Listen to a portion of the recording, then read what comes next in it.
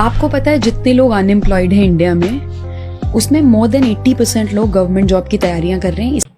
तुम्हाला पण वाटतं का आयटी सेक्टर मध्ये जॉब उरलेल्या नाहीयेत? अबे मुझे क्या पता, मुझसे पूछी जा रही है बार बार। तर हा मित्रांनो, there are lots of job available in IT sector. फक्त तुम्हाला सर्च करता येत नाहीये किंवा तुम्हाला प्रॉपर हायरिंग मॅनेजर भेटत नाही. कोणाला मेसेज टाकावा, कोणत्या ईमेलला मेसेज टाकावा, तुमचा रिझ्युमे कसा असावा हे तुम्हाला प्रॉपर समजत नाहीये. That's why me he series घेऊन आलो आहे आणि आता मी रोज एक कंपनीचे रेफरन्स देणार, त्या कंपनीचं नाव, त्या कंपनीची डिटेल, त्या कंपनीमध्ये कोणत्या रोलसाठी जागा अवेलेबल आहे, किती एक्सपिरियन्स पाहिजे, सगळी डिटेल मी तुम्हाला डीएम मध्ये शेअर करत जाईल.